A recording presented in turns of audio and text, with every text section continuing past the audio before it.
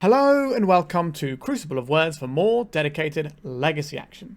For today's midweek meta deck, we are running xDingusKhan's legacy challenge winning sort of pseudo goblins list. Now this takes quite a big departure from a lot of the existing goblin decks, which are running things like Ringleader and Muxus to sort of go over the top of people. But this deck maintains the classic Namesticker Goblin into Battle Cry Goblin, which is just so much damage because you just play this, pump it a couple of times, and then all of a sudden your opponent's on like a 1 or 2 turn clock. So this deck is lower the curve, which is something you've seen recently from mono-red prison decks in general. They sort of cut a lot of the 4-drops and just want to be doing powerful 3-drops. So this deck is all about doing that. The only prison element we have in the main deck is Chalice of the Void, and our big top-end finisher, so to speak, is the One Ring, which allows us to just outdraw our opponent, use our life total as a resource, and then just, you know, play more of these big haymakers and just win the game that way. So sometimes you find with the mono-red prison decks, or the mono-red goblins decks, that you can run out of steam a little bit. Obviously, the Goblins has a couple of reloads in the form of Muxus and Ringleader, but if your opponent attacks your mana, that can sometimes be difficult to actually get over the hump and do those. So we've got the One Ring instead, which also protects us from some combos return and all sorts. So as you can imagine, this deck has a pretty mana-intensive portfolio of cards. We've got 18 lands and 14 other mana sources. Obviously, Shatterskull Smashing is a land, but more often than not, it's going to be pitched to Chrome Mox. So we've got a lot of this. We've got Sokenzan and Den of the Bugbears as our sort of utility lands, which make a lot of sense because we don't have Blood Moon in the main, so we're not trying to do that. We obviously got the 8 soul lands you'd expect, and we do still have 4 caverns, so we can try and get some sweet goblin action. But our opponent's going to be thinking we're going to have Muxus, and they're going to be saving counter magic or saving answers for Muxus, and then that's just not going to be how we're winning. So this is quite an innovative take, I think, where we're just sort of lowering the curve, just playing a bunch of good cards. And what I've noticed lately is Muxus has been getting worse and worse as people have adapted to the Goblin decks. They've got more and more answers to stuff like that. So by removing the Muxus and lowering our curve, it means that we can sort of slip in under a lot of the stuff that people are playing. So we're not that cold to things like Doorkeeper Thrall or whatever. We can just, you know, play our good cards, and then we only have basically just our Sticker Goblin shut down. So that should be pretty exciting. Like I was saying about Muxus though, people have been running more and more non-goblin cards in their goblin decks, which means that Muxus gets worse, and this is kind of the next logical step of just taking it out altogether. I'm interested to see how it plays. Goblins is a very powerful archetype. A lot of that does come off the back of Namesticker Goblin more so than Muxus, but Muxus is an I win button that we don't have access to here, so we're going to have to see how that pans out. Although the One Ring kind of feels like an I win button, but over a couple of turns, so it's an I win button with suspend, if you will. Alright, sideboard-wise, we've got some tools you would expect. So we've got a little bit of hate against Storm. We've got some hate against opposing artifacts. We've got a little bit of graveyard hate here. Interesting, not in the main, but we're trying to be the aggro deck in the main. So that does make some sense. We've got Pyrokinesis to clear out some little creatures. A couple of Stingscourgers to bounce some bits and pieces. And then some Blood Moons to shut down those sorts of decks. And that's about it, really. So remember to like and subscribe if you're watching this. It really does help the channel out. And let's start jamming xDingusKhan's Legacy Challenge winning 3-drop Goblins list. Alright, we're on the play for round 1. This hand makes a turn 1 Fable the Mirror Breaker.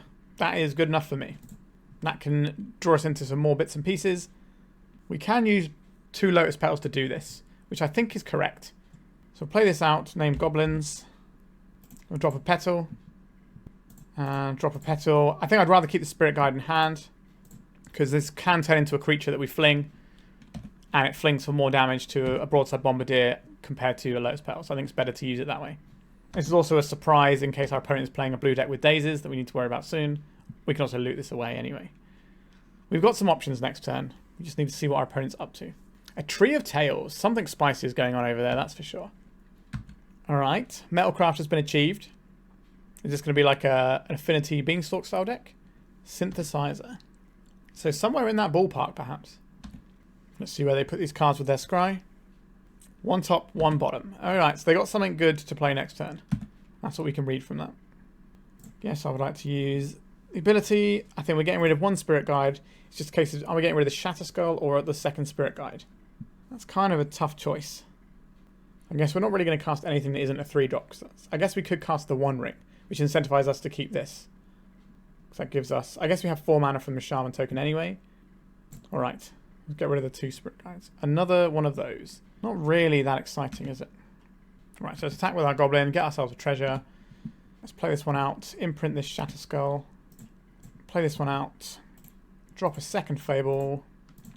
So we don't really get much looting next turn. We get to choose if we want the card in our hand or not. But we can start making... we basically pay X and get X tokens once we have 2 of these up and running. Due to the way that works, which is pretty cool. Right. Yep, Sojourner's Companion. This is going to make them a token with the synthesizer. I don't think we're going to be able to beat this amount of bodies here. They're just kind of doing the stompy thing better than us.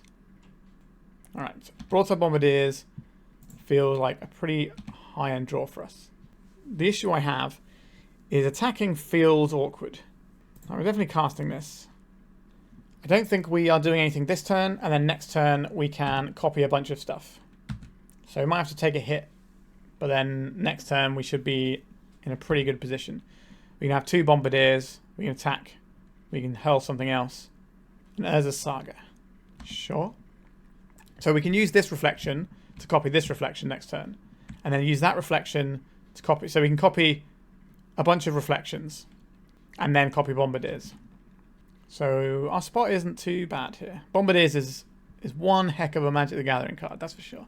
Feels like it's going to be the difference. If we win, it's going to be off the back of this Bombardiers. Right, I'm going to take this damage. Be my guest. Right, so now we can just attack freely with this Bombardiers. We don't have to copy anything. Right, so this comes back. We don't want to play this mountain because it's going to make us lose our City of Traitors. So we might as well use some removal here. So this will copy this. And we've got a removal spell for our reflection here. Otawara, they're bouncing it. Okay. Not ideal for us, but I can live with that. So I guess we just refire this. We've got a card in hand to pitch as well now. There's a debate as to whether or not I'm... I think we're okay to send in some guys here, right? Because if they block here, we can just throw it either at their face, or we can throw the other one at the thing, or we can throw a treasure at this. We've got a lot of options. I'm going to take that free block. Throw one of these at them for 2 damages. So they're going to get a construct off of the Saga, as well as another construct on the next turn. So things are certainly going awry for us. They've got 2 cards left in hand. It's unlikely they're going to have something better than doing a construct, but they might be able to do something alongside the construct with their mana. Patches, okay. That puts their opponent to 8. That's quite a big deal. This also won't trigger the synthesizer, which is, again, quite a big deal for us. You're going to attack with your construct? That doesn't seem like a great idea. Our opponent agrees. So this side can get a Pithy Needle, which can stop our Bombardiers and all sorts of stuff. Ooh, that's quite a nice one. I think we'll loot just this mountain. A Chalice. That's not really that exciting, is it? So our opponent's on 8, so we should be able to work this one out. So this is red here. So we get this Goblin. We activate this to give all of our Goblins haste. And then our opponent's on 8 here. So this probably... we've done this slightly wrong, I think. We want to target this Broadside Bombardiers here. Get a second one of these. Right, so now we attack. This will trigger the Battle Cry on this, and then we'll get 2 tokens. So we get to... yeah, so what we do is we get the mana to then pump them all again, and then they can block 2, but then loads get through. That's just enough on its own, but then we can also fling stuff. So our opponent is in the artifact realm of things, but their artifacts are going to be a little bit on the pricier side. I think Meltdown is useful here, and I like the Blood Moons to stop opposing Urza's Saga, which can certainly be a card that can run away with things. The other option here is Pyrokinesis. The Chalice on 0 looks pretty good on the play, but I'm not really convinced on the draw that's where we want to be. So I think on the draw we want this sort of stuff, and then maybe on the play we want these. Do you want to trim on some stuff for Meltdown purposes? You can trim a Chrome Mox. Maybe a copy of the One Ring, because I don't know how many turns we're going to have to do stuff. The Stingscourgers are pretty good against tokens as well, actually. It's certainly not nothing. But again, it's a case of where are we fitting things like this in? And that is the more challenging one. Maybe we just don't have time to do One Ring stuff. We'll try this. Because these Simulacrum synthesizer things can really pop off in quite short order. think we need to have a proactive game plan and maybe try and tempo our opponent out. Because if we give them enough time, they're just going to assemble loads and loads of tokens and we're going to get buried by them. This is Mountain, Mox, Rabblemaster. Doesn't feel great. Or it's Mountain, Battle Cry Goblin, turn 2 Rabblemaster. That seems reasonable. And then we've got spare Chrome Mox for a Bombardier later down the line. A Lotus Petal from our opponent. And nothing else. Right, let's do Chrome Mox. Just pitch this Battle Cry Goblin.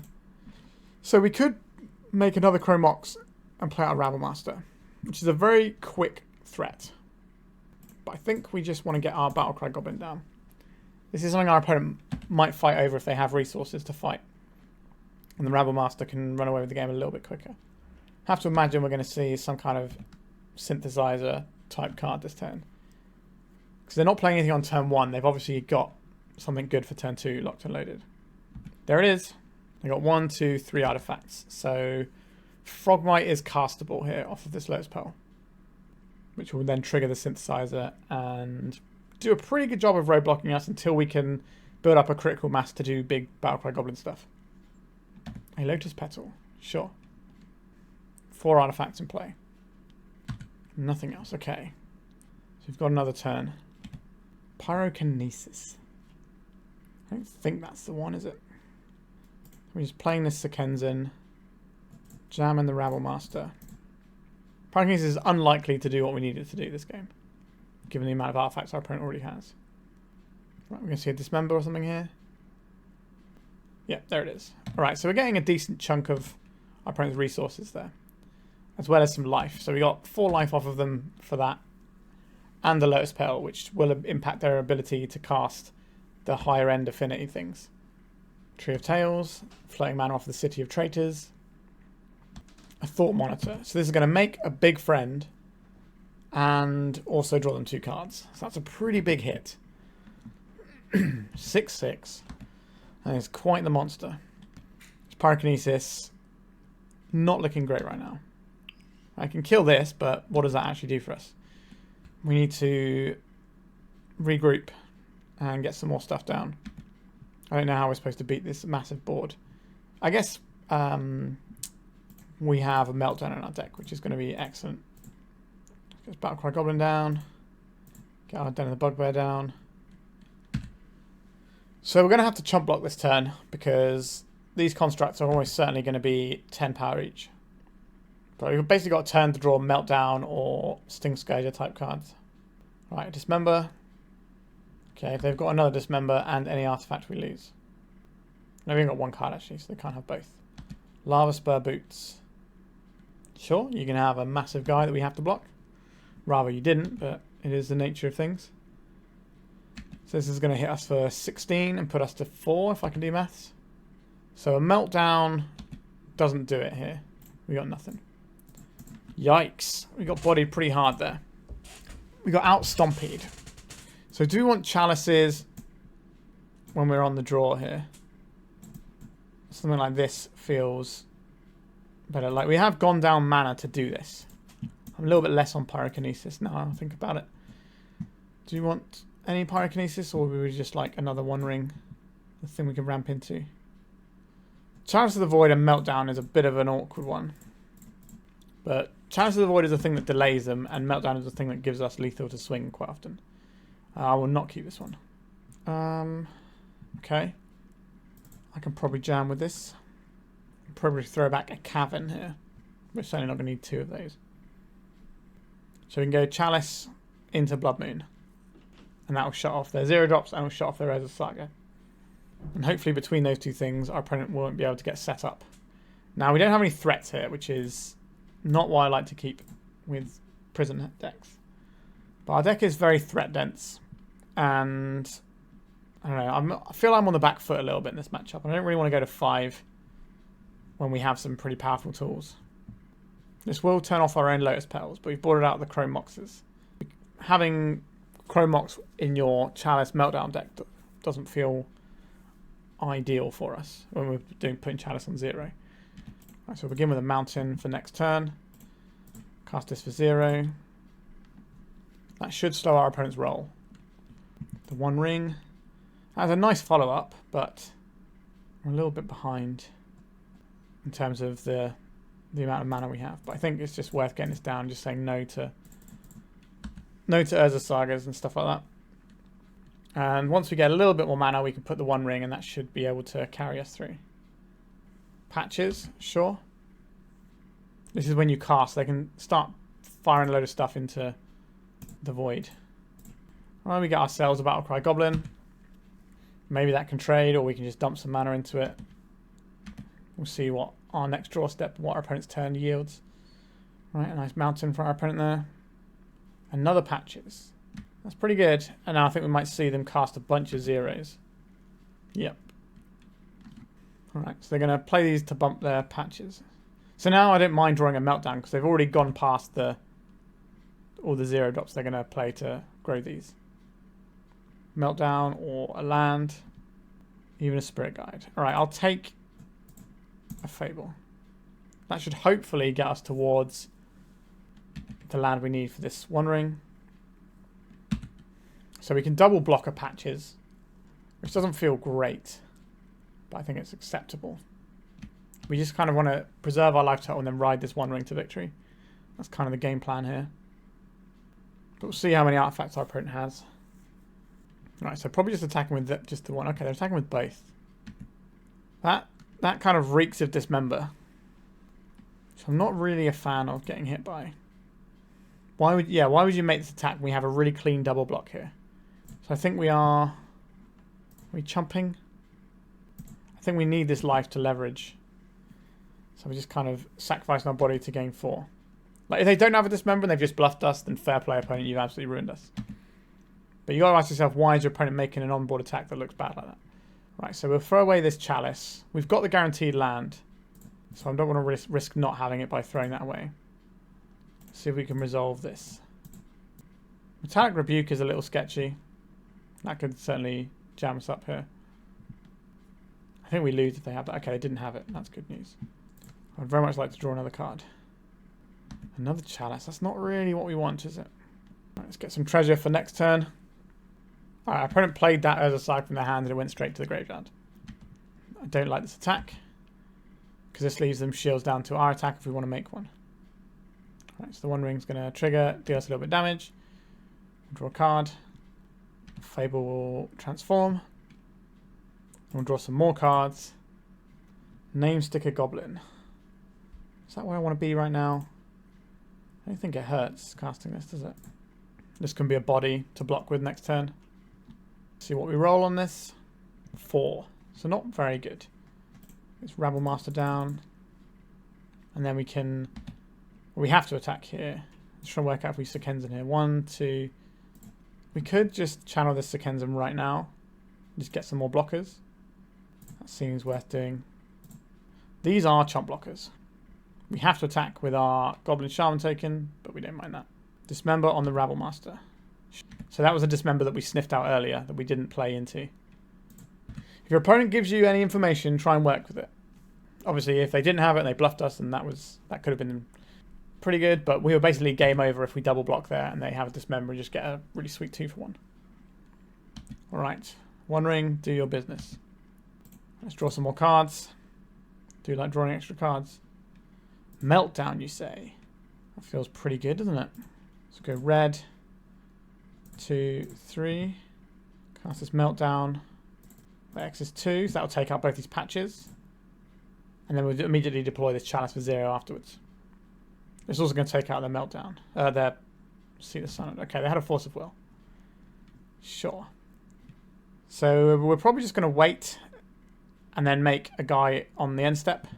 So I think that means we're going to play out a Simian Spirit Guide here. Our life total is not infinite, so we do need to keep that in mind. We can copy Namesticker Goblins for a big hit of mana at some point. But this isn't the turn we do stuff. We should be able to find like a Bombardier or something big next turn off of this ring activation. A Synthesizer. Sure, you can grow your little friends. Our opponent's got 1 card in hand. And very much the cards is going to be what's the difference here.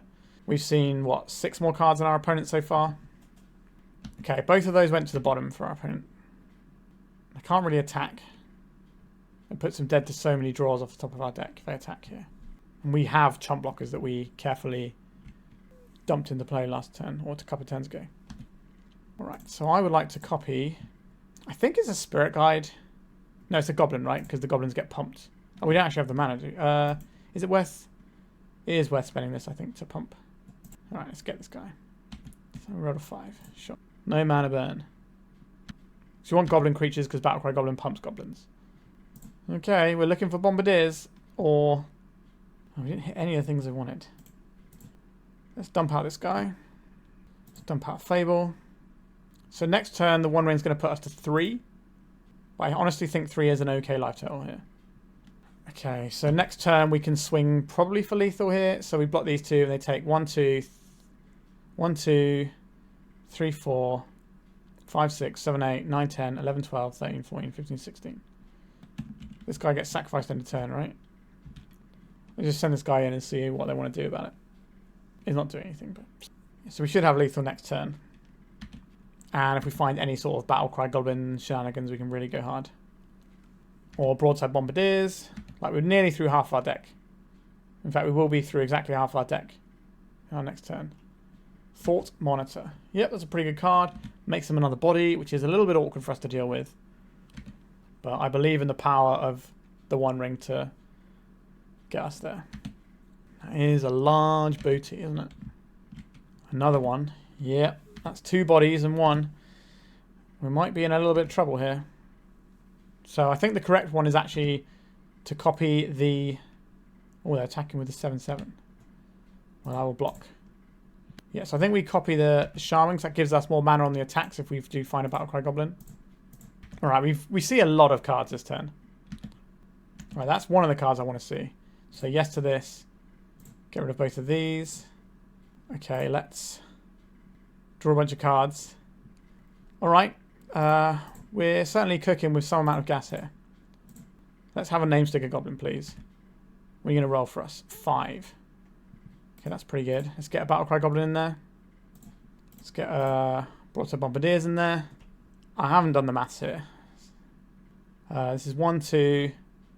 If we have 2 Bombardiers, does that make a difference?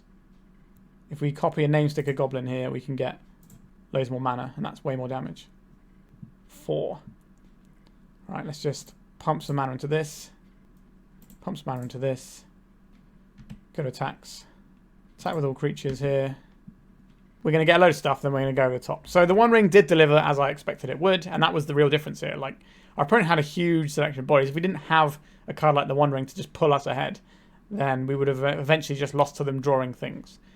So, yeah, One Ring is a good card. Who knew? All right, let's get around to. All right, we're on the play here. How do I feel about this? We can do turn 1, 3-drop, or we could do turn 2, 3-drop, and have more stable mana. Right, we're keeping this one.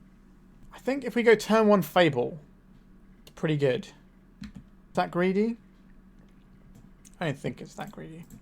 It's a little bit greedy. Okay, so this can attack and give us some mana. So we can just cast the One Ring next turn, and that should be a pretty difficult thing for our opponent to answer. Alternatively, we can cast the Bombardiers. Right, Lotus Petal and Polluted Delta. Our opponent is doing something unfair. Is this Storm unfair, or is this Reanimator unfair? Looks more Reanimatory, but I could be wrong. Unmask. Target themselves. There's an Archon of Cruelty over there. How do we beat Archon of Cruelty? That's a good question. That's a very good question. What is our solution to Archon of Cruelty? Well, we're going to lose some stuff, aren't we? Probably the game along the lines. So we're not getting our extra treasure now. Yeah, they've really put us in a bind. A bit of fast mana would be quite handy here. Okay, how are we going to beat this Archon of Cruelty? So we have the resources here to play the One Ring. What are we going to look for with the One Ring? Like fast mana into like a big explosive Goblin's turn, I guess. So maybe we drop this. Okay, that's kind of the sort of thing I'm after. I don't like this play, but it's the one we have. Right. Get in there, One Ring. Sokenzan. Okay. So this is target opponent. So this won't be able to do anything if it attacks. And then we need to hit really well and do some kind of outrageous Battle Cry Goblin, Namesticker Goblin shenanigans. Alright, they're going to activate... they're going to bring back our Goblin Bombardiers. So we are dead on their next attack step. A Rabblemaster. It's not really the big hit that I'm looking for, is it? So this attacks for 8. This attacks if we block here. I guess that doesn't matter too much. Alright, Rabblemaster. Feel free to gobble up my little friend there. Yep. So we have to sacrifice a creature. Is it Reflection of Kiki-Jiki or is it the Rabblemaster? That is actually a difficult choice because the Rabblemaster can do a lot of damage, but if we have Reflection of Kiki-Jiki, maybe we draw Namesticker Goblin, play 2 Namesticker Goblins, and pump enough mana in it to do something really absurd. Whereas 2 Rabblmasters isn't going to swing for enough on its own. So yeah, I think we do lose the Rabblemaster here. Now, it might not matter, we might just be dead anyway. I don't think we're beating all of these things now. They've got a big lifelink blocker. We should have waited to see what they revealed, but I know what we're bringing in. Give me these effects. I don't believe any of these other things are going to be particularly useful. I like the chalices. I think the One Ring is probably too slow. So we've got this selection of stuff, and what else can we do without? Could trim like a Lotus Petal. Although we kind of want our fast mana, so we're more likely to play an Unlicensed Hearse on turn 1. So I don't think that's the one. Maybe it's the Fable. It's going to take a while for that to actually loot and do stuff for us. I will keep this. We can play a turn 1 Unlicensed Hearse. I guess the other option there is to play the Chalice instead. But then we can get jammed up in other ways.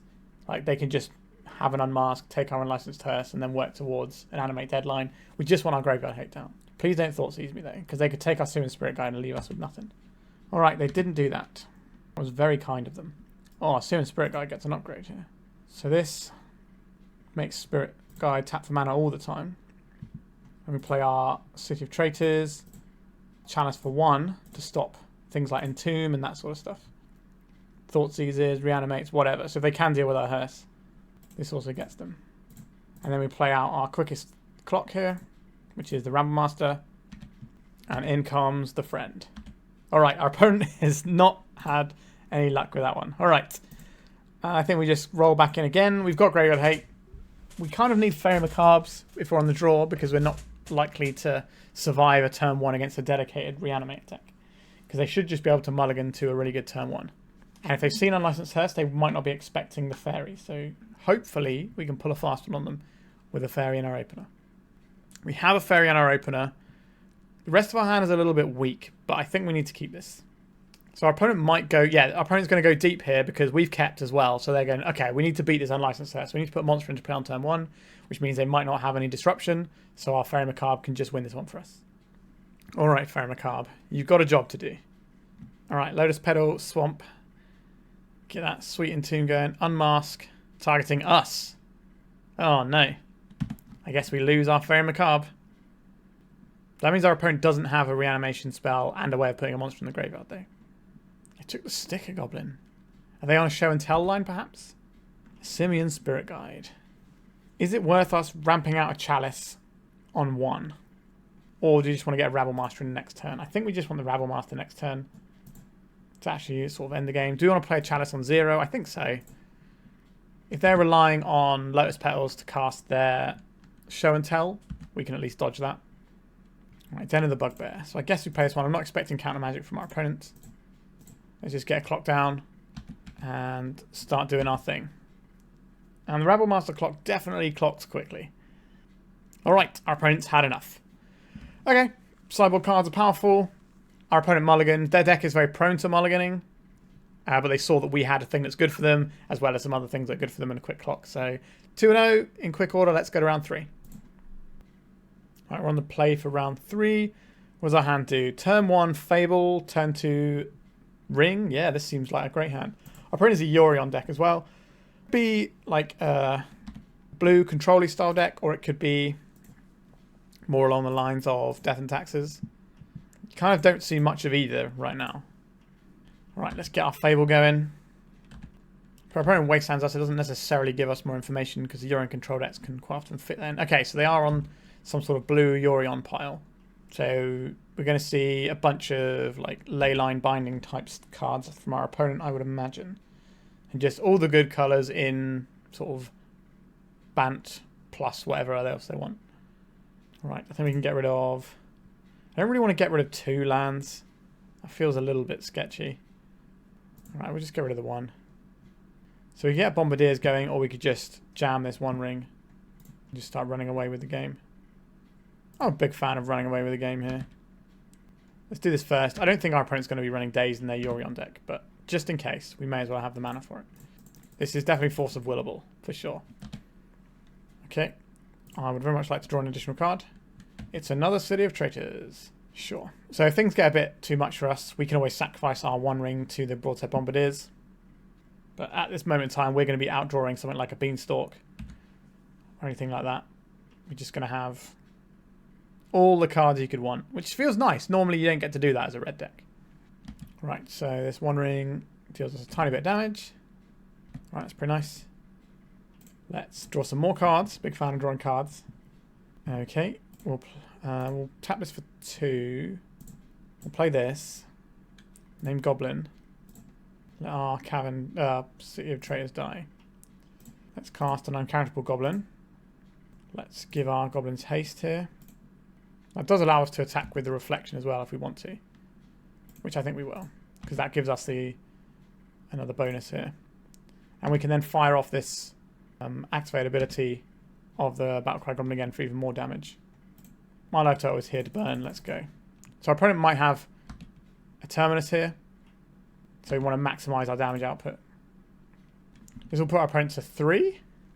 So that is very, very lethal with our uncountable Broadside Bombardiers. Provided it gets to attack and we can throw something. A Lush Portico. Okay, so our opponent didn't brainstorm a Terminus on top. But maybe they can surveil one on top. They did not. Force of Will. Alright, opponent. How do you feel about my massive selection of creatures? They didn't feel great about it. Excellent. So we're looking at a sort of greedy 4-colour mana base, possibly 5-colour mana base. So I would like some Blood Moons. Other than that, I'm not too impressed by the cards we have on offer. So Unlicensed Hearse can deal with something like an Uro, if that's what we're interested in. But I'm not convinced that's going to be good enough to beat us a lot of the time. So I think we just want a couple of Blood Moons. The 1 rings are great here. The Chalices to stop with their cantrip seems nice. The Fable is really nice too. We don't need as much board control from this one, so the Rabblemaster isn't like top draw, but it's still just such a good card. We don't need to come out the gates as quickly, so maybe we can drop a piece of fast mana here. So maybe it's a Chrome Mox in case they've got ways of disrupting us, like prismatic ending type effects. And then we need to find one more cut here. Like on its own, the weakest threat is probably the Namesticker Goblin. Seems weird to sub without because that card is bananas. But maybe that is the one that goes here. Because all of our other threats kind of do a lot more on their own. Which, you know, and our opponent's going to be trying to counter and kill our threats. So we want stuff that is a little bit better on its own. So what does this hand do? We play City of Traitors into Rabblemaster. That's pretty good. We'll keep this. I'd rather have an Ancient Tomb in hand, but you know, can't complain. Shatterskull Smashing, does that change anything? I don't think it does. Play City of Traitors. Let's play this Chrome Mox. Are we imprinting the Shatterskull Smashing? Imprinting one of our... I think we should probably imprint one of our Battle Cries and just not play fast and loose with things. I would like to make sure I have another land drop. That can help us cast the 1 ring. Has our opponent got a Plough for this? Oh. If they do, they missed the correct timing on that one. I just don't believe they have one. They're just going to go and get a Surveil land at end step. We're going to see a Lush Portico. We saw last time could be Hedge Maze. There it is. There's the Hedge Maze. Alright, opponent. Do your worst. Or ideally not, but... Well, we just F6 our opponent's turn. It's that prison life. We just do our turn and pass a lot of the time. Snow Plains. A Dress Down. That's interesting, isn't it? Okay, I guess we're just going to do a little attack with some friends. Let's play this out. I'll pay the 3 life. There's a bit of a steep price to get this 1 ring going, but we don't want to have all of our lands disappear. Have you got a Force of Will, opponent? Because this is one you need to Force of Will. They do. Alright. So they buy themselves a little bit of time by shrinking our Rabblemaster for a turn and not making it pop out another little friend. A Wasteland, that's pretty good considering what we just did to our own mana base. But at the end of the day, what they actually need is removal spells. I think I like the Battle Cry Goblin here. So we have to do it now, don't we? Or do we? We could use the Simian Spirit Guide, but that does feel a little bit not ideal. I'd rather keep this, because if they got a Wasteland face up, I think we need this for mana. Stifle. Okay. Right, we've got a large Goblin coming in here. And this will be lethal next turn, so our opponent has to figure something out. Supreme Verdict mana is established. Damn. Huh, don't see that every day. Right, the hits keep coming. Do we want to bash our opponent for an additional 2 damage here? 2 plus 5. We already have lethal. I don't really want to be throwing away mana sources when our opponent's sat there with a Wasteland. Interesting. I wonder what is in their deck that makes them want to play down. Maybe they got Spellseeker. Float. Make him think for a second. Plays Lotus Petal. Attack. A Plow. Sure. Our opponent is getting close to turning the corner here. Let's see if the almighty power of Simian Spirit Guide can beat them down though. This does give us draws that win us the game. Cycling this dress down. Interested in playing in our main phase. They don't want it in play for their turn. That suggests... What does that suggest? I think you'd probably want an Uro to be in play. There's a lot of dress downs though. 2 dress downs. I guess they are an 75 card deck or whatever. So the wildest of things. Spellseeker. Okay. See another Plow. That's perfectly reasonable here. A blue Elemental Blast. Yeah. And another Wasteland. Alright, let's attack with our Simian Spirit Guide. So we don't want to show our opponent the Cavern, but we will play out this Ancient Tomb. The blue Elemental Blast can just kill one of our guys. So it's quite a flexible answer to what we're doing. An Uro. This means our opponent must have a land in hand as well, I think. A blue land. Unless they just think that this is probably the best spot to get this down. Which is probably reasonable. Yeah, they got a blue land as well. Sure. That Spellseeker coming in. Let's go for attacks. Are they going to waste a thing on this guy? They are not. Right, so now we'll cast this Chalice now that we've got our 2 points in. Because I think if we cast this first, in response they would just fire it off and kill our Simian Spirit Guide. Just to make sure they get some use out of that card. There we go. As predicted. So they don't currently have the mana to cast an Uro because of the basic planes they have. That's what we're trying to avoid. Alright, they found it. So now they're just going to Uro, and we should probably lose this one. It's tight, but not quite good enough for us. Look how greedy their mana base is. Blood Moon would have been nice. We're probably going to draw one now when it's too late. Let's have a look. A Battle Cry Goblin. This doesn't really help us out just yet. I think I will play this out though and then Goblin, just so if we have more mana next turn we're more likely to get multiple Goblins. So basically we need our opponent to attack and then we can play a Goblin and pump it a bunch. So a Name Sticker Goblin would be pretty good. If we can roll a 6 on that, we can probably kill our opponent. So we've got some options. We also shut off Source to Plowshares and Blue Blast. So in they come for 7. Oh no, they're leaving the guy back on blocks. That's smart. That might keep them alive if we draw something good. Right, put Euro into hand. So next turn they can flicker this Spellseeker. That's probably lights out for us as well after another Euro attack. 1, 2, 3. Yeah, there's no point playing this one out anymore. Okay. I like how we've sideboarded here, I think. Again, we could do the unlicensed hair stuff for Uro, but we're not really about that life. The Blood Moon already covers that in a big way. Maybe we are supposed to get rid of these. I don't know.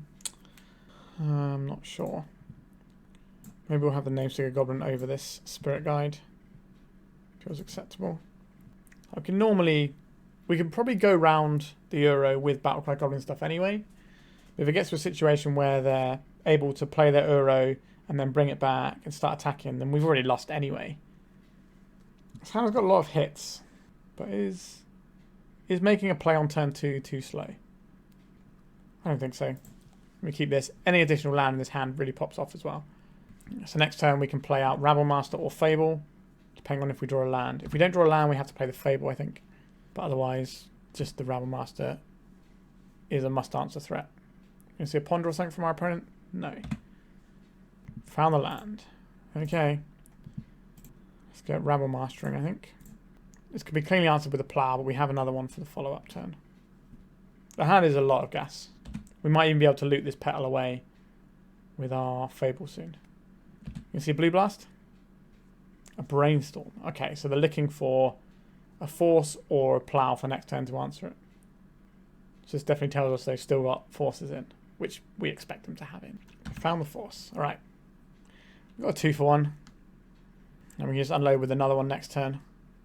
There's a wasteland. What are they going for here? The Soul Land. That's a choice. Let's play this. Pay through life, yes. Let's just get our biggest, meanest threat down. And once we've sort of gone through our opponent's resources, we can drop this One Ring. A little worried about Blue Blast here. But I think they would have snapped off by now if they had it right. Maybe they're trying to remember what's on top from the brainstorm and if it's worth casting another one. Alright, we're in with a Goblin token. Alright, we're getting a little bit of damage in. Our opponent also fetched around Blood Moon using the Flow Strand, which means they don't have white mana right now. Alright, they have access to white mana, even on a basic if they really want it. Our opponent thought for a while and then passed. Name Sticker Goblin. I think we're going to try and deplete some of our opponent's resources by attacking them and forcing them to answer what we've got going on. Oh, this is a big hit though. Play this Lotus Petal. I think we just cast this Fable actually. This secures us the next land drop in theory, or at least a treasure. It's also an annoying card for our opponent to answer, unless they have a Blue Blast. This is a really clean Blue Blast target, or Force of Will target. But once it comes into play, it's just the value is there. Right, we've got some action from our opponent. A Lush Portico. Put a Brainstorm into their graveyard. And now they're brainstorming. Alright, they definitely don't want this Fable to resolve. They have to find a force here. And they are playing a Yorion deck, so that's a lower probability than if they were playing a 60-card deck. If we get a 2-for-1 on this, maybe we then get to get the One Ring into play soon. Alright, we're in with the Fable. So something like a Terminus would be annoying for us here. Temporal Mastery. That's kind of like a Terminus in the fact that it gives them another turn to find one.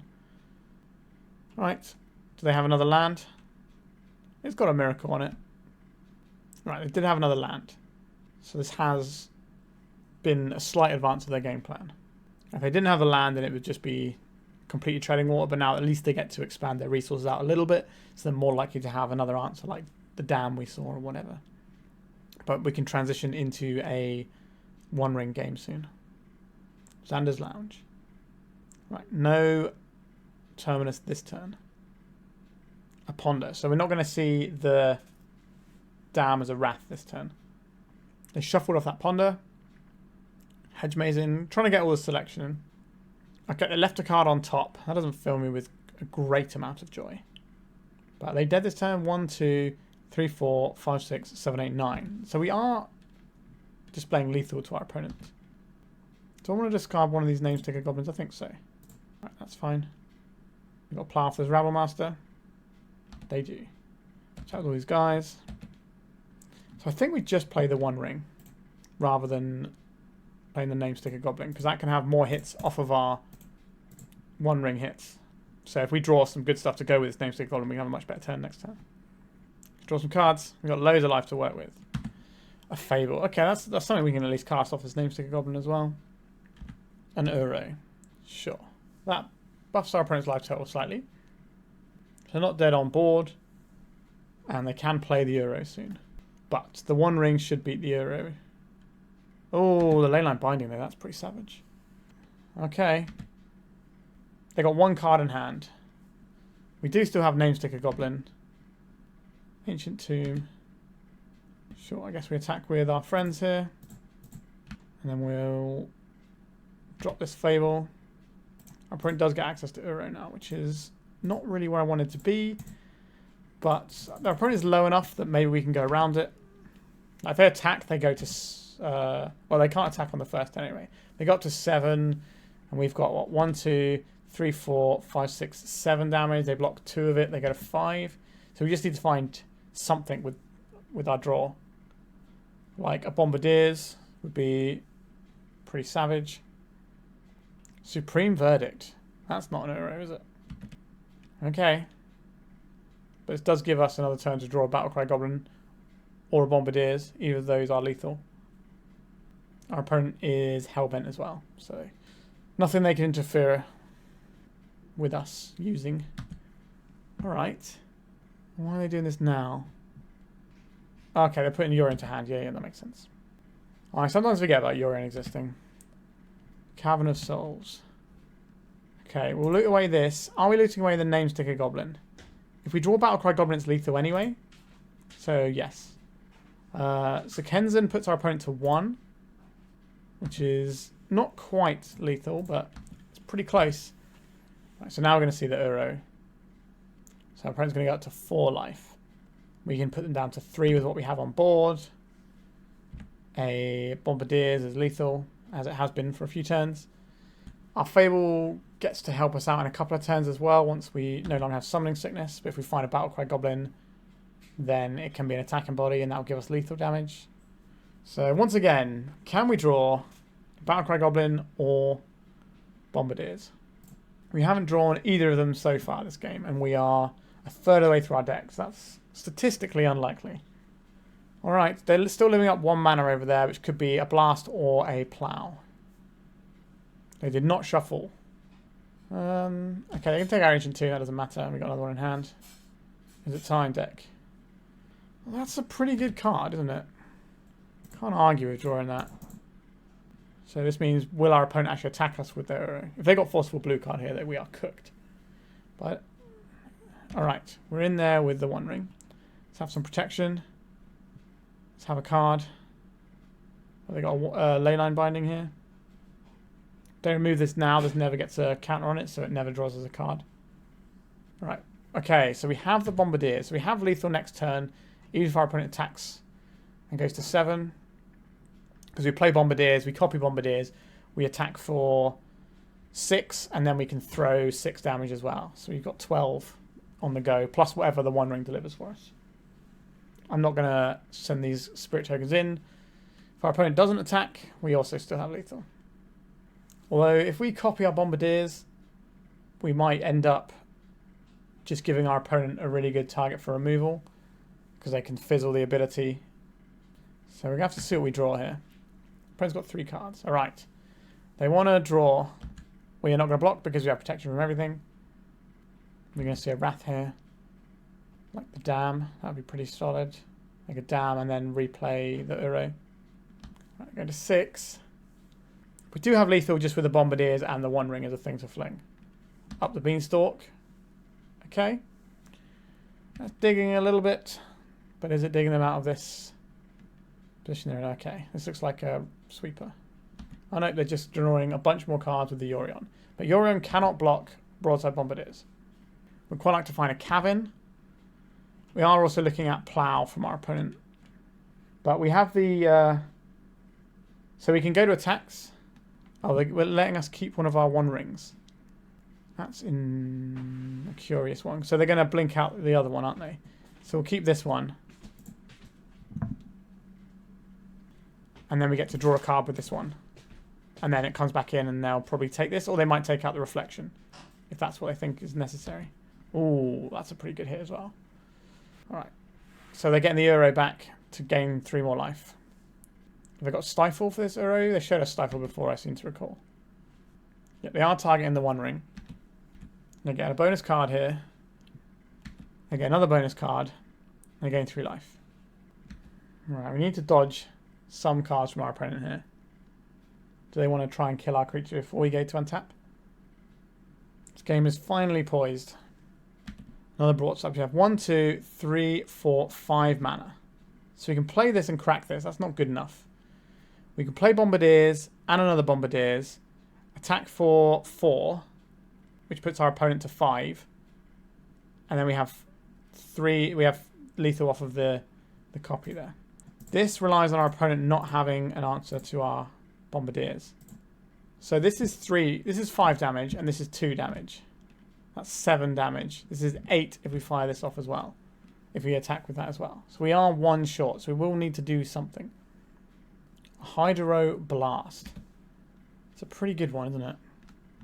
Here's a pretty good Magic the Gathering card. I think this one might have slipped out of our hands now. Right, let's make a Battle Cry Goblin. Invest in the future.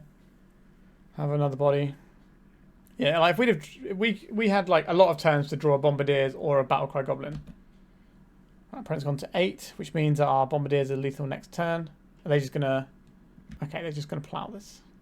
They're going to bind our Reflection. Okay. We are in a very tough spot. The Battle Cry Goblin does not pump spirit tokens. Yep, here comes the Euro again. Up goes our life total. Now we're up to 11. So this is what? 2. If we can pump, that's 3. This is 3. So 6, 7, 8, 9, 10. Fling something. 11, 12, 13, 14. And they can block 3 of that damage. So that is lethal. Exactly. Alright, so now it's not. And they can go and get Blue Blast here. Yeah, I think we just bricked out on draws for too long. It took us a third of our deck to find one of the 8 cards that just immediately won us the game. And now we're just too far behind here. Blue Blast feels pretty solid against what we're doing here. I think this is the sort of matchup I'd be quite happy to play, though, with the deck we're running at the moment. Okay. Address down, sure. Yeah, we didn't really get to punish our opponent for having a very greedy deck. No, we're not winning here, unfortunately. Yeah, it was a tight one. I think our opponent played pretty well, to be fair to them. But we bricked out a little bit on some draws there. And our opponent did have some clutch draws at clutch moments. So I think, overall, I would be happy to play into this matchup with the deck we're running. But it's not like an 80-20 sort of matchup. It's more like a 60-40 sort of thing. All right, let's go to round 4. Alright, so our opener for this game is either going to be let's do some chalicing straight away or let's do some bombardiers. Which one? Who knows? It feels like we want to get a chalice into play. Let's play our Lotus Petal. We've at least got that as a safety net. So I think our opponent might be doing like an Entomb into Reanimate. And Broadside Bombardiers does not beat that. But we can play around a daze here. If they Force of Will this, have Entomb and Reanimate, then sure, we just get absolutely bodied. And that's the end of that chapter. Okay, maybe we're not on that sort of deck. We'll see. A Spell Pierce. What's going on over there? Okay, we just wait till next turn. Bombardiers, and start throwing Chrome Moxes at our opponent's dome or their creatures. Spell Pierce. Wasteland. So we're getting like Rug Delver vibes. A mountain. I don't really want to waste these Chrome Moxes. Waste these Broadside Bombardiers into Chrome Moxes, since that's like our only action. And if our opponent is a Delver deck, these Chrome Moxes will be able to kill all of their threats bar 1. Just a little ponder. They did not shuffle off the ponder. An Ancient Tomb, that's good. That allows us to play around a daze without losing our Lotus Petal here. Let's get a friend. Let's play a Chrome Mox. And we're going to see a Lightning Bolt targeting our Broadside Bombardiers by any chance. No, it's going to be a Fatal Push. There it is. Goodbye, Broadside Bombardiers. So it kind of looks a bit like Sultai Beanstalk, maybe. Ponders. Like, our opponent hasn't been prioritizing any threats or anything. It feels like they've got the materials in their deck to go long, which would put them into the sort of bug category. Yep, just keep attacking our lands. I would like to stop what our opponent is doing in terms of this Chalice of the Void. I think that works out better for us most of the time. The thing I'm dreading is our opponent just going untap with a Bloom command, blow up your Chalice, get back a Wasteland, take your Sokenzan. That's just going to put us in the dirt. Alright, that's not what happened. So shut off some of their removal and their cantrips. I'll play this out. Let's cast a friend. We'll hold this Chrome Mox for now. We might loot it away with a Fable, and we can play it when we need it. We've already got one to throw in play. A Murderous Cut. Alright. I understand. I'm not allowed any friends. I think this is definitely a Beanstalk deck looking at what's happening. Yeah, the Bowmaster is one of the, basically the 2 threats. Sometimes they might have an arrow or 2 arrows and Leovold out the board. But I think this game is over now. Our opponent's just steamrolled us with the correct answers to what we've been doing. I guess we could draw a one ring. Obviously, Orcish Bowmaster is pretty good against the one ring, but we'd only need like a turn or two to really get it going. Right, they're putting the cut back on top. So we have our next threat answered as well. I'm pretty happy to scoop this one up soon, I think. Let's see what we can draw though. A Cavern of Souls. We want to save that so we doesn't get wastelanded. So we'll give it a couple of turns. But our opponent is in quite a commanding position now. I suppose they only have Murderous Cut and one other card, so we might be able to work through that. A lot of our threats are pretty high stakes. Right, this is an excellent card. So let's jam this one and hope it sticks. Hardcast Force of Will is available to our opponent. They did not have it. Okay. So we're not really going to be able to use the loot because of the Bowmasters just taking out our Shaman, but we have a creature that can block if they don't kill it. If they do kill it, maybe we do go into the second chapter and naturally discard some cards. But they didn't Murderous Cutter end step, so maybe they're not planning on doing that. Right, they're cracking a Misty Rainforest. They're going to play a Murktide Regent. That would be pretty devastating. Our opponent's deck doesn't really run much in the way of basics either, so those Blood Moons on our sideboard could do some work. Another Fable.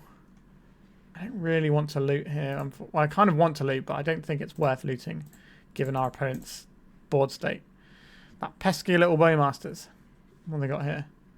Hardcast Force of Will. Sure. Right. Are we the aggro? Are we trying to get this? I think we're not at this point. We kind of just need to stabilize with double... with our two creatures in play. And then we can sort of play Sword and Shield, attack them with one. But we have a lot of really hot draws.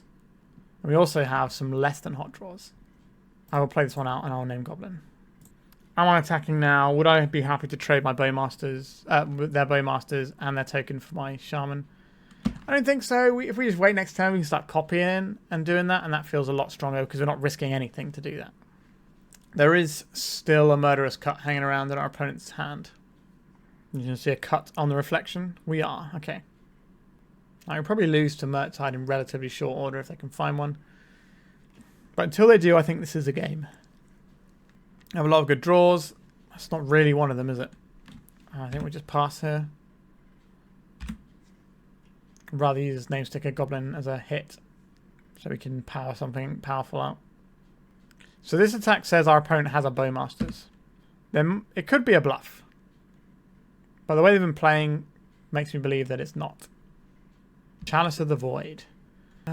Sure, we're going to put We're going to put this on 2. This stops a bunch of stuff from our opponent, like the Bowmasters and up the Beanstalk. Yep. So there is the Bowmasters. They were not bluffing, which tells us something about our opponent's character, which is relatively useful. All right, so we've shut off most of their deck, but Murktide is still on. What a weird game. We'll probably have to play out this Namesticker Goblin next turn regardless, because we can't just keep taking 2 from this Orc army. We're going to need to trade something for it. Oh, no. Alright, that's probably game over. That is a rather large creature. So this will kill us next turn if we don't block now. I feel just completely shut out of this game. Nope. Okay, let's go to the sideboard. So our opponent's mana base does not enjoy Blood Moon. So that is something going for us. And I think Unlicensed Hearse is reasonable. Like, Murktide is their only threat we really care about. So that's 5 cards. I think the One Ring is pretty potent here. But there's also the issue of Orcish Bowmasters just jamming us up. Orcish Bowmasters isn't very good against us, but they can't really board out because they don't really have much in the way of threats. I'm not boarding in Pyrokinesis just to beat Bowmasters. That feels a bit self-defeating. Do I like the Chalices that much? Because the problem with the Chalices, our opponent's got a bunch of Force of Vigors and a bunch of Witherbloom commands in their deck. Maybe I don't like the Chalice. And for similar reasons, I would like to trim on Chrome Mox. I don't want to have lots of things that just get killed by Witherbloom. Right, I'll go for this. We could board in Stingscourger to try and bounce the Murktide, but I don't think that's how I like to play this one. This is too many lands. We need to mulligan this. This hand does nothing. Let's mulligan. Alright, we can keep this and try not to get wastelanded. 2 cards have got to go. We could just get rid of these two and have... I think we get rid of the hearse, actually. And maybe just one Bombardiers goes, actually. And then we hope they don't wasteland us. If they don't wasteland us, maybe we can name stick a Goblin into Rabblemaster Bombardiers, and that's pretty savage. If I was my opponent and I had a wasteland, I would snap it off immediately on the Shatterskull, though. There it is, yeah. Okay, opponent. We don't really want to play out this City of Traitors on its own either. Okay, maybe we do. So we don't have to worry about days this turn. Go gadget, name stick a Goblin. Do the business. 6, please. I don't ask for 6 often. 4. 4's not 6. Alright, we'll play the Rabble. I think that's the best we can do here. I think that's better than Bombardiers on this board. Alright. So we can attack for a lot of damage next turn. But our opponent could like crack a fetch land, Fatal Push our Rabblemaster. And then we're falling behind. I guess we still crash for 3 a turn if they do that. Which isn't the worst. But as long as our opponent keeps making land drops, they're likely to be able to answer what we've got going on. The One Ring. That's not really where we want to be, is it? Okay, they don't have the answer. Otherwise, you do it first. Okay, they got Dismember. But they've waited until we're getting a token. Alright, they did have the answer. They just did some awkward timing. So now we get to attack for 4 instead of 3. Which might be relevant down the line. Any land is good for us here. That's not a land. Orcish Bowmaster's very strong on this board. Yep, they've got it. So if we had a land, we would have been able to play the Bombardiers. And that would, or if it was a soul land, we could have played the One Ring. But yeah, they got the trade-off here. Yeah, so if we had the land, we could have played the Bombardiers, and then we could mess up their Bowmaster pings. So probably just have to ping a token, block a token, and hold the Bowmasters back for next turn. Or chump with it.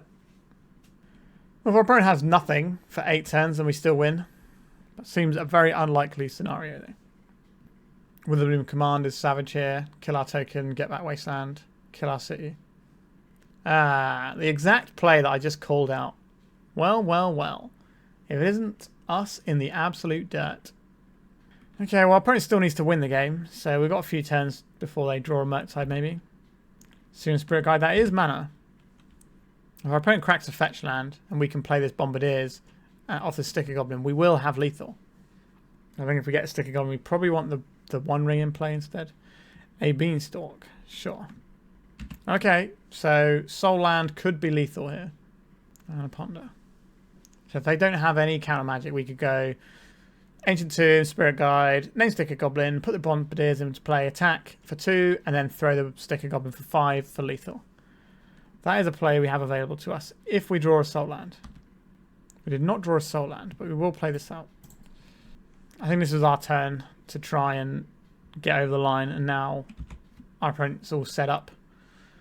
They've got basically a full grip, and they reload whenever they force anything, or Murderous Cut it, or Murktide. Ah, speaking of... Okay, it wasn't a Murktide. Alright, they're just going to go get back another Wasteland. This puts us in the same position as last turn. They went to gain life. Okay, so we don't actually have the kill now. Chrome Mox, that's not really where I want to be right now, is it? Maybe next turn. So we could... Because we don't have lethal, I'm probably just going to name sticker into the One Ring if we get the chance. Unless our opponent's got a Bowmaster in play at that precise moment. Another Beanstalk. There's a strong possibility that our name sticker Goblin doesn't resolve through Force of Wills and stuff like that. What we put on top of their library. A Force of Will. Okay. They got a card draw spell here. If so, I think we'll probably scoop it here. Yep, we're not beating that. Okay. That was absolutely savage. I didn't even feel like I was in the game, in those games at all. Like, really efficient answers to what we were doing, and then being able to attack our mana as well. Just a real tough matchup there. If we could power out like an early Blood Moon and just shut our opponent off mana, that feels like the way to do it. We only have 2 Blood Moon in our 75. So it just doesn't feel ideal anymore. And we don't have like the big Muxus plays. We have a lower curve and the mana to respect that lower curve as well. So yeah, a tricky one. So we're currently now 2-2 after our good start. So let's go to the final round and see if we can get that positive record. Alright, we're into the final round. We can do some pretty fun Sticker Goblin stuff on turn 1 here. As long as we don't roll... Why would I say this? As long as we don't roll a 4, we can have a pretty big blasting turn here. Due to this extra Spirit Guide. What do we hit? 5. Okay, I would like Fable the Mirror Breaker, please. And then I will play this Rabblemaster. Not a bad turn 1. Alright, we get to attack for 1. Next turn we get to attack for a lot more than 1. I think it's what, 11 damage next turn? Our opponent might just scoop rather than show us what they're playing. I'd certainly be doing that calculation if I was in their seat. A Scrubland. Okay, so we could be looking at like the Pest Control Scan deck. So this is relatively likely to plow our guy. Let's throw this one away. Another Rabblemaster. Play this on Goblin. Smash down another friend. I'm going to plow the first one. There we go. What are you going to do about the second one? So they can Pest Control, which will wipe out quite a few of our permanents. But 2 of those were freebie permanents anyway. Arguably 3 of them if you count the Shaman there. Even if they get rid of that, they're still taking 3, 4, 5, 6, 7 next turn. Regardless of what else we do. A Wasteland. Okay. That's not a Pest Control.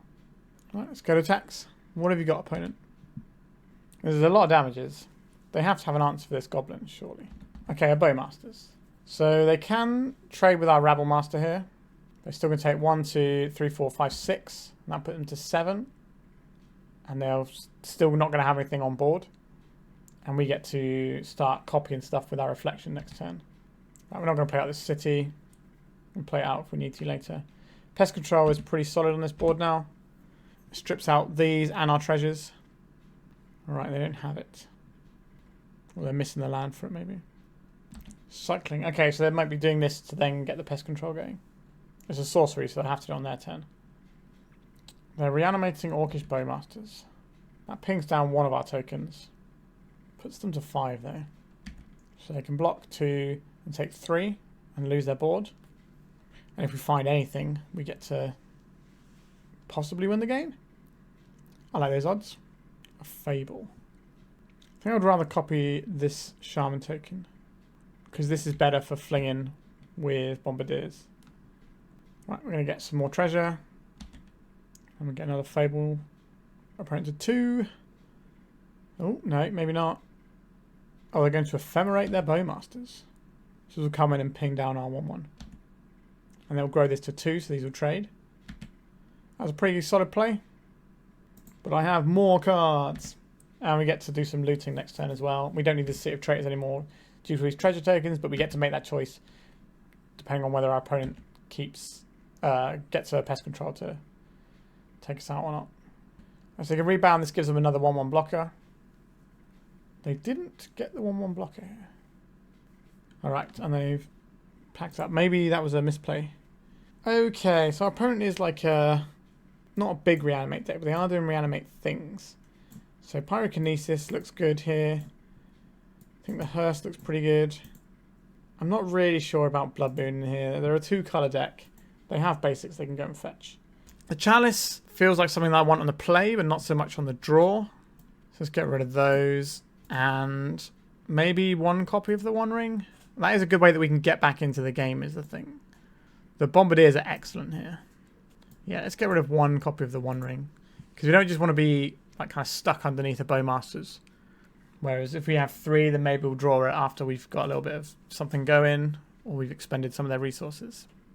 And we're less likely to draw 2 if we've got 3 in the deck rather than 4. He says, and then opens up 1 with 2 of them. So this is a turn 1 broadside. It doesn't really go anywhere after that. If I could put this One Ring under a Chrome Mox, I would keep this hand.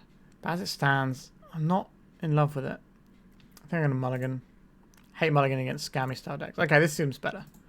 We're not going to want all of these lands, are we? Oh wait, no, this isn't better. We haven't got a red card. Whoops. Oh dear. That was a bit of an error, wasn't it? Oh dear. Last game of the night, and I've made a lovely mistake there. A Thoughtseize. Okay, they can see how bad it is. I do believe in the power of our deck. We've got a lot of sources we can draw. Probably take the Pyrokinesis here. So that's one of the things we can actually cast. Or maybe they take the Fable and hope they can take us off of other mana. Yeah, they took the Pyrokinesis. This is where we just immediately draw a red source. No. We have drawn something that's good, though. So we can get this One Ring up and running. And that should bury our opponent unless we get jammed up by some Bowmaster action. White, white, Stoneforge. That is not a Bowmaster. So this is going to get a Cauldron, most likely. It's just the biggest, meanest clock in town. There it is. Sure. So now we get to play the One Ring. And go from there. I will play this city. We'll draw a card now so they can't get any Bowmaster stuff going on. Still no red mana. We deserve to lose for keeping this one. So do they even bother putting the Cauldrons as it doesn't get them immediate damage now? Maybe they want to put something in play like a Bowmasters that can actually interact with what's going on right now. Yeah, I think our opponent has come to a similar conclusion. We have to attack this One Ring. Here, in comes the Bowmasters, pings us twice. Oh, they didn't have it. Alright, let's get this Chrome Mox going. I think I would like to imprint this Fable of the Mirror Breaker. And then, what are we playing here?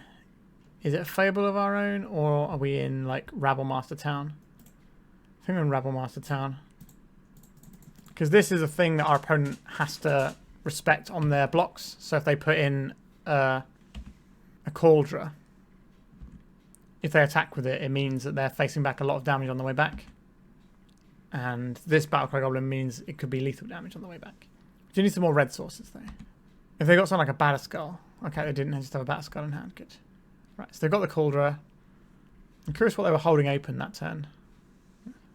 Or was it just a threat that they might have another equipment? Since they couldn't attack us with it, they didn't bother putting it in. Makes sense. Maybe try and dissuade us from using the One Ring. Grief. Sure, they're going to take the Battle Cry Goblin here. It's a given, I would say. Oh, they took the second copy of the One Ring. Okay, they don't want us to reset our One Ring, but... Are you sure? I'm going to take some damage. Do they have a Bowmasters this time? They didn't last time. And they didn't this time either. Okay. So we tap this and this for a Namesticker Goblin. I think this is the highest upside for us. If they remove it with a trigger on a stack, we don't get the mana. They did not do that.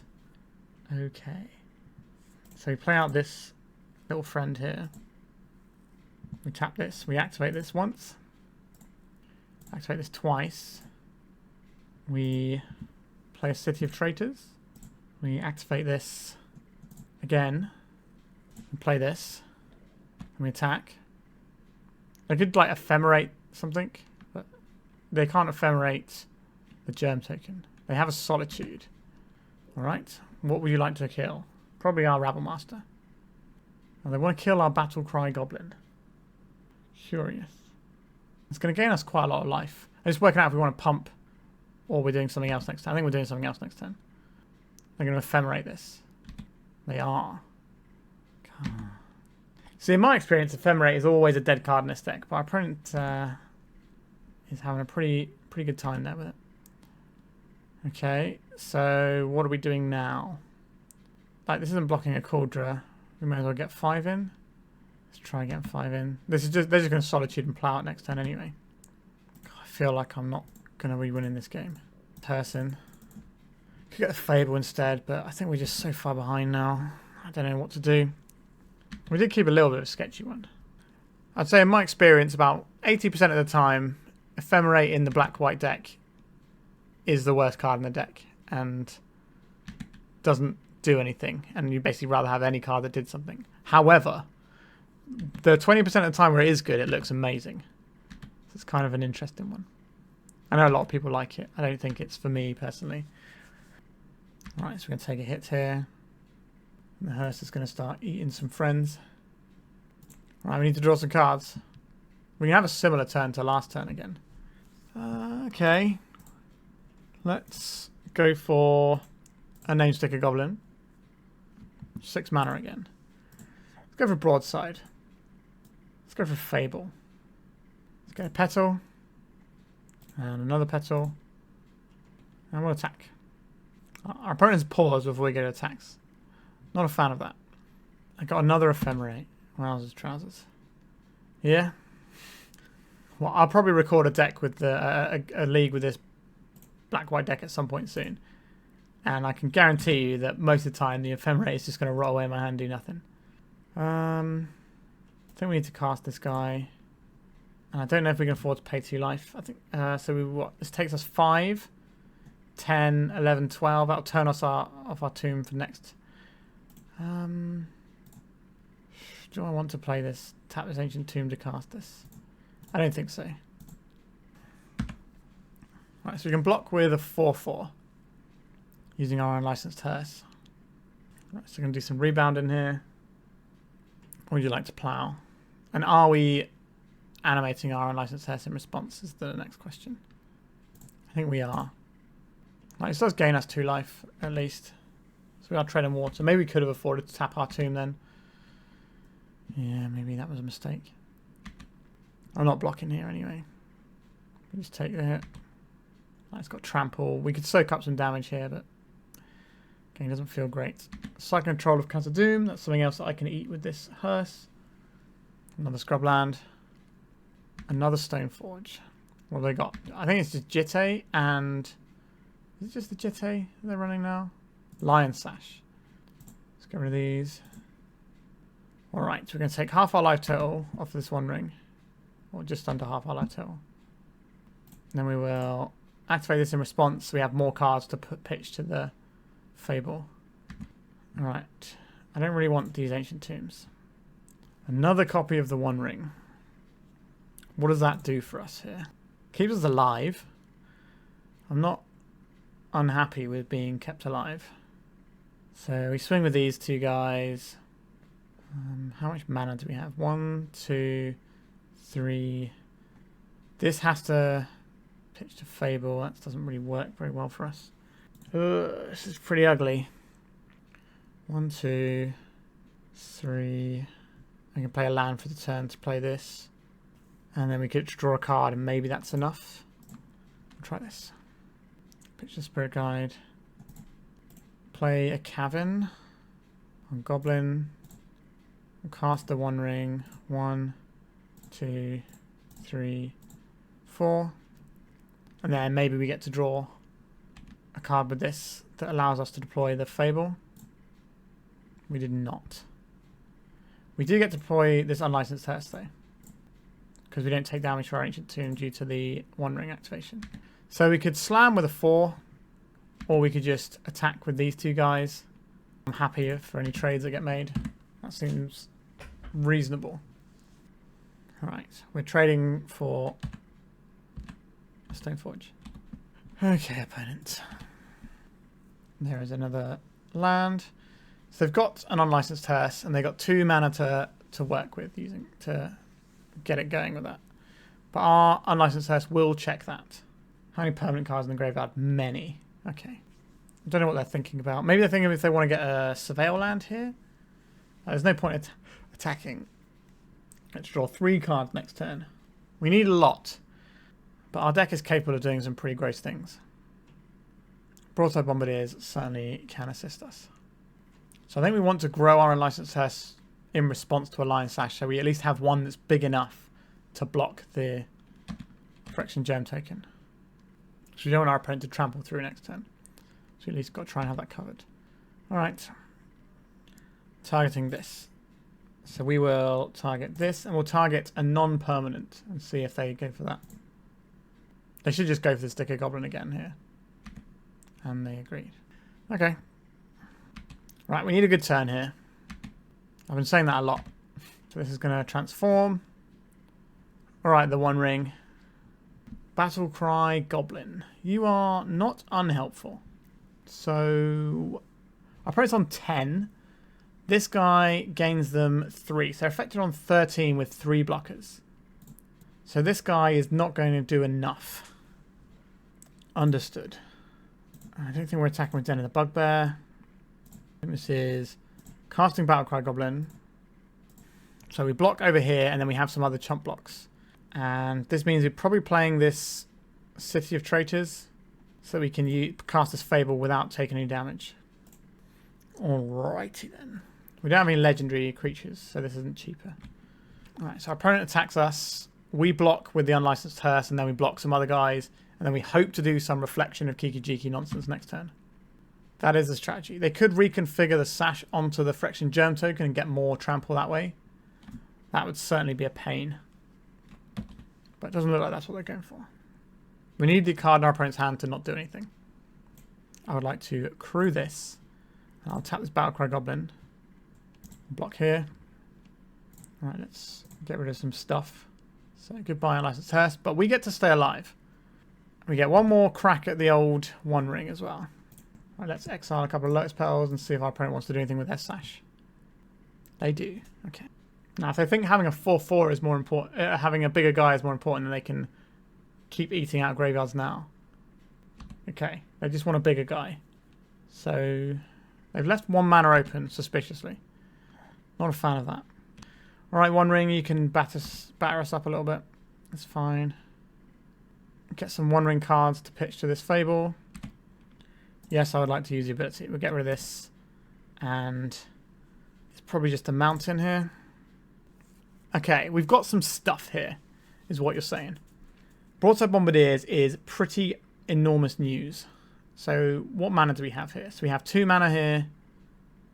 We have 2 colourless mana, and we have another 2 colourless mana. So we have this red will cast us the Bombardiers. We definitely want that guy in play.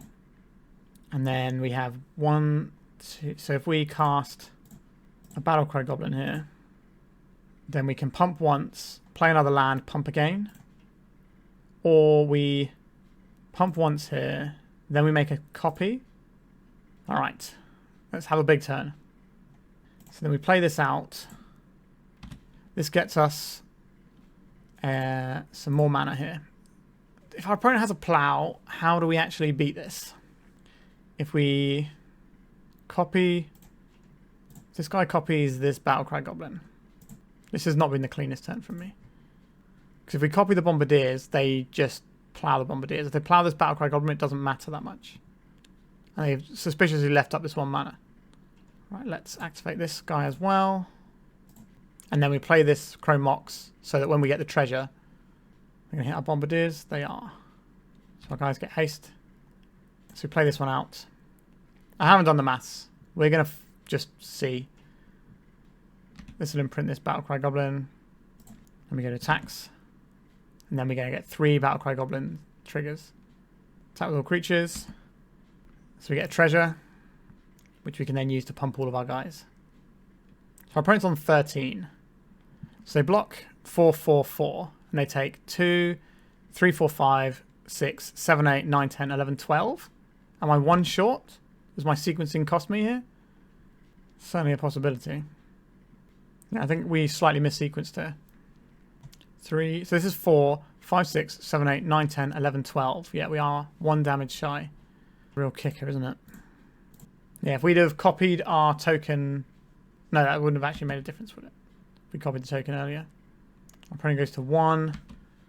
And then we're dead. Oh, that's a pain. Alright. Yeah, our opponent had some pretty great draws with some of their Ephemerate type stuff. Do we want Chalice on the play to stop Ephemerate and Plow? I certainly like the sound of that. I think I probably like that even more than the Unlicensed Hearse, if I'm being honest with myself. And maybe we'll drop 1 Chrome Mox. Like, they're not reanimating stuff in a big way. It's just the evoke creatures, and Chalice of the Void stops that if we're on the play. And they don't really get to interact with us before their turn 1 either, because they're not a blue deck. So what is this? This is a turn 1 Chalice for 1, turn 2 Rabblemaster. I will keep this. Right, Chalice for 1. That should certainly disrupt our opponent a fair bit. No plows, no ephemerates, no reanimates, no thought seizers. Name Goblin on this one. I will just be playing this Rabblemaster out now. They can't kill it with a bunch of removal in their deck. It's just not going to work. So this feels like a pretty strong play. Get a friend, bash with a friend. This way, if we draw a soul land next turn, we've got a really clean Battle Cry, activate, swing for many. That area is a shadowy backstreet, so they're having a little look-see at the top of their deck. Stoneforge Mystic, not good enough to hear it. Pest Control is pretty good against us right now. Go on, get us a soul land, that'd be nice. Not a soul land. Okay. We'll just attack. We will play our Battle Cry Goblin out. Second main phase, I think. Okay, this is going to be an Orcish Bowmasters then. That timing is weird to me. They could have just traded this for the Rabblemaster if they wait till we attack, because now we're just not going to attack with our Rabblemaster. That feels like a swing and a miss to me. I think this is better than having access to Pyrokinesis. This means next turn we can just make all of our goblins large. And if we draw any land, we get to make them very large. Shadowy Backstreet from our opponent. Another Stoneforge Mystic bites the dust. The One Ring. So our goblins do have to attack each turn if able. We miss getting an extra goblin here. And Orcish Bowmasters. Sure. So they're pinging down the Rabblemaster, and they're going to block the Rabblemaster. Yeah, not activating this first. I thought we got a window after this made a guy, but before we attacked to pump it. I clearly was mistaken. Oh no, we just don't have the step on our turn, do we? Oh no, that's what happened there. We didn't have a... okay. That is a frustrating one. Yeah, we should have been able to activate and at least have another 2-1 goblin attack in this turn.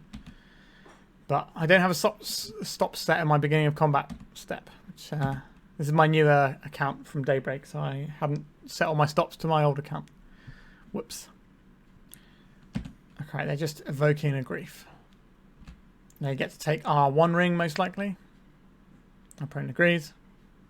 What do they pitch this one? Another grief. Sure. The Reanimate is off until they pest control. They have the pest control here. That's pretty good, though. 3 mana, all white. What is that going to be? No, not all white. Just a Stoneforge. Okay. Yep, that's a pretty big hit. So we kind of need to find a red card to stop this with our Pyrokinesis. Not ideal. An Ancient Tomb. 1, 2, 3, 4, 5. So that's still not enough. Yikes. Okay, I think we're just going to lose this one. I don't think the not having the stop set is going to be the difference between us winning and losing this game. I think our opponent just has some pretty useful cards in this matchup. Maybe we're not supposed to attack with our Rabblemaster, but we're going to lose our Battle Cry Goblin, so we may as well try and lose less things overall. Or, you know, at least force more trades. Alright, let's take a big hit for 5. Like, just the One Ring can pull us right back in this. Another Rabblemaster can certainly do a lot of work too. Pyrokinesis is not going to achieve anything right now. I think we still need to be aggro, because we're not going to be able to deal with this Phyrexian Germ Token. We just need to race it. Yeah, I am missing just having Muxuses and stuff in the deck, and just having the gas off of a Recruiter. Right, so we're going to lose the Chalice, which now unlocks most of our opponent's hand, I would imagine. I'm not really sure we're going to be able to win this game. The Pyrokinesis is a thing we can cast and kill 2 of their guys, which is not irrelevant. Ooh, the One Ring, though. That is a good card. I think I would like to save the life on this one. So we're going to cast this. Let's see if this does the work for us. Right, so we have protection, so we can maybe find something, and Ancient Tomb as well. Actually, no, we can't do that, because we're only drawing 1 card here. A Shatterskull Smashing. I think we can Pyrokinesis here. Let's get these guys gone. Smash for a nice little 1 bit of damage. And hope that the One Ring can deliver. The One Ring has done a pretty good job of delivering for us so far. A Lion Sash. Okay, that can certainly grow, but I'm not too bothered by it. The problem is certainly not the Sash. We're always going deeper on this. Yuck. Alright, I don't really want to just win all these guys in, so we're going to go to second main and play Rabblemaster. So this ring will do us, what, 2 damage in our upkeep, so we're effectively on 6. Okay, they're evoking this. Have they got an Ephemerate as well? It's like, I'm playing the only person who ever makes Ephemerate look good. I think so. Alright, so this is 3, so this is 5, 6, 7, 8, 9, and then they just have to do a little bit. Yeah, we are dead there. Yeah, didn't quite get there. So we finished with a pretty pathetic 2-3 in the end of the day, which is a lot worse than I was expecting. I thought this deck would be... Obviously, you know, there's matchups and draws and plays and all sorts of things, but I thought this would have been a shoo-in for a 3-2 as like a baseline, but was not the case. So let's talk about this deck. So what we're doing here is we are removing the top end of a Goblins deck in order to get some One Ring action and some Chalices, really. That's more or less what we're doing. And oh, we're also getting the Fables, which is something you don't normally see in Goblins either. So we're losing the reload of Recruiter.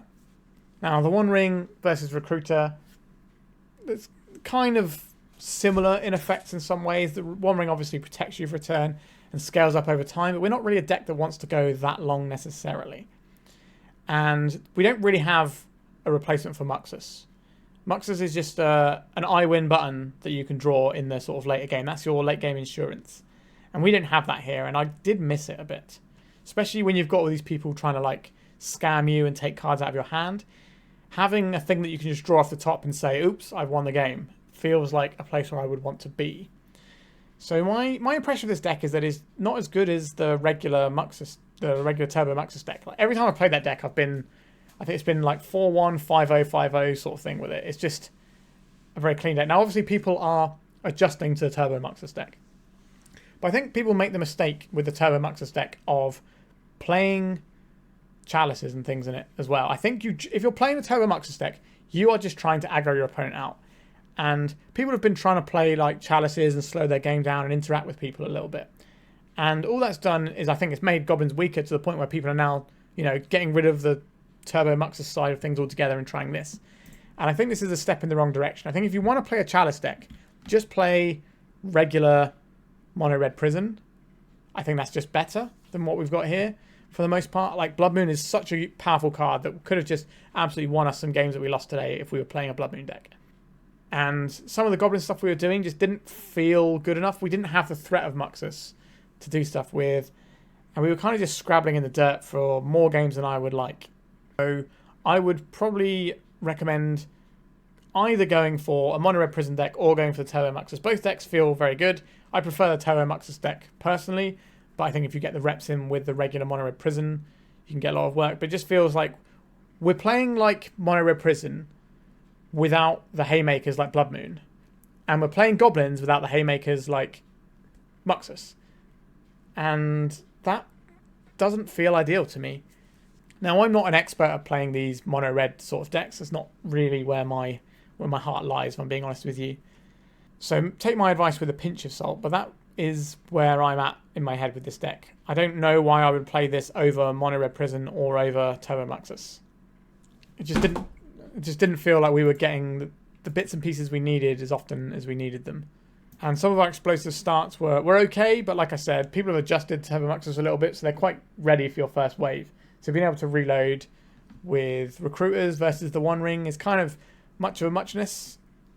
But if you're going fully into Goblins, then you might as well, you know, go fully into Goblins and get the Ringleaders. All right, I don't really have much more to say about this one. It was a bit disappointing for me, I think. I was quite excited. I thought maybe this is like a slimmed down version where you need to be. But it just felt we lacked some of the really broken things that you can do with Goblins decks. And obviously the broken stuff you can do with the Red Prison decks. Sideboard was fine. I do find myself preferring Fury to Pyrokinesis. I think people are off of Fury at the moment because they want instant speed on Pyrokinesis.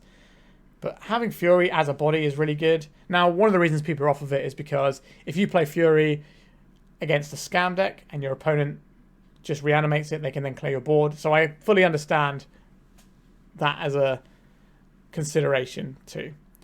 But I guess if you're playing against a scam deck, you're going to have your unlicensed hearses anyway.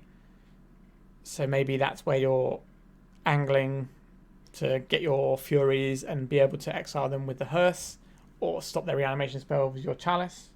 But I do like the power of Fury as a magic card. But maybe it is just too scary to run that up against all these reanimate decks. I'm not sure. I haven't played enough games with these sort of mono-red stompy decks, really. Especially since the format has shifted with new cards from Outlaws of Thunder Junction. Right. I think we are done for this one. I hope you enjoyed my thoughts on it and enjoyed the absolute smashing you can do with some Battle Cry Goblins that we did get to do a fair few times. Alright, please like and subscribe if you're still here. It really does help the channel out. I'm pretty close to 3,000 subs, so it'd be awesome if we can hit that. And thank you so much for watching, and goodbye. If you'd like to support me in the channel, please check out my Patreon. It has a free guide to budget turbo depths as well as 3 tiers of support. A low cost one that enters you into my monthly raffle for a free donation deck on the channel, a mid-tier subscription that gives you access to my detailed turbo depths guide that is updated every month as well as regular articles, and lastly the higher tier gives you all of the above as well as a monthly donation deck for my channel. If you're interested in supporting the channel this way, please check out the link in the description.